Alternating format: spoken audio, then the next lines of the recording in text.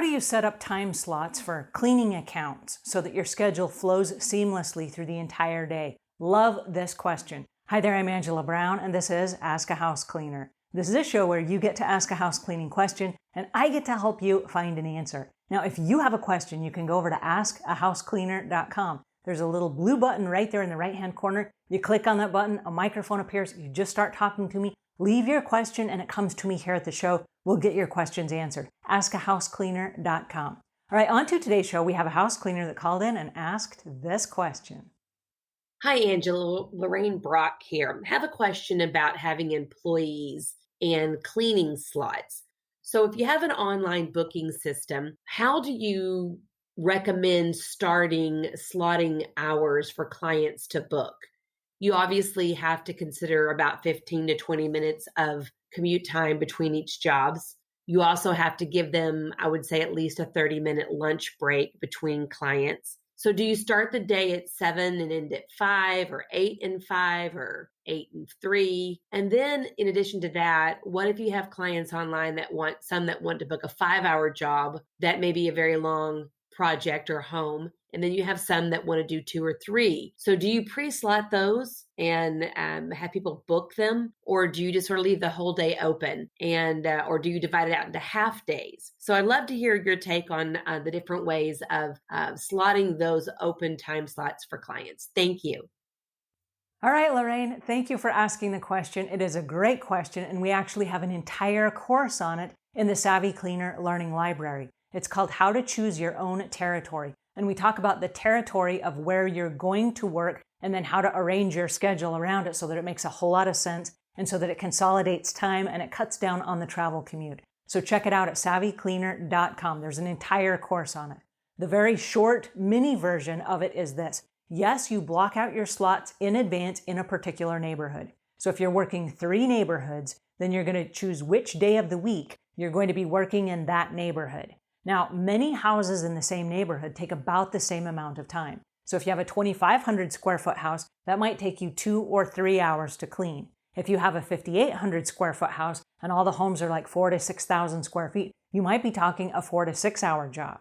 So you're going to block out the hours in advance depending on what neighborhoods you're in. So if you're doing small 1,800 square feet apartments or condos, that you might be able to fit more of those in the course of a day. So you're going to figure out how long you're going to spend cleaning. You're going to figure out where the houses are. And if they're all geographically in the same place, then you don't need 15 or 20 minutes of commute time in between because you're going to go 1 street over or you're going to go 2 doors down. So your commute is very, very short and you're going to block out those segments in advance. So when you tell a customer, I only have 1 opening, you may have other openings on a different day in a different area.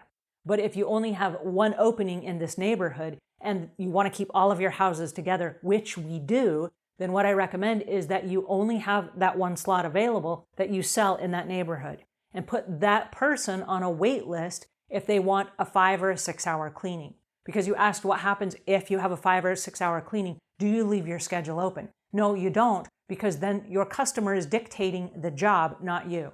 And you are the business owner, and so time is money. Right? We only have so many cleaning hours in a day. And so we have to really maximize those cleaning hours and make sure that we're getting the best use of our time for our money. So you're going to be blocking in particular neighborhoods, then you're going to work those neighborhoods. So for example, if every time you go to a neighborhood and you are in one area, what you may do if you don't have enough customers in that area is you may ask the homeowners that live there, say, hey, listen, I have 1 opening in this neighborhood. And in order to keep your prices low, I would love to stay in this neighborhood. Do you have any neighbors that you could recommend me to? And would you mind announcing that I have 1 opening on next door? And then you can let that customer make a note with your permission to leave your phone number and your name saying that you have 1 opening. So now you're not advertising on nextdoor.com, for example, but your customer is. That way you're just booking out and blocking those sections of your schedule.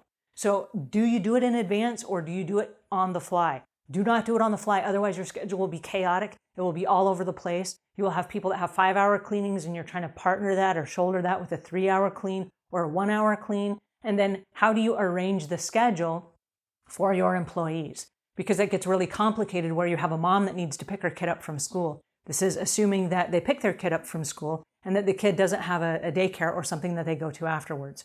So if you have a mom that has to leave at a certain time, you have these weird random jobs coming in, it's very difficult to budget the employee for that amount of time. But if you have specified neighborhoods and specified time slots, then you can say, great, you can work these hours, you can work these hours, and you might have to put people in different neighborhoods based on the time that they have available to them.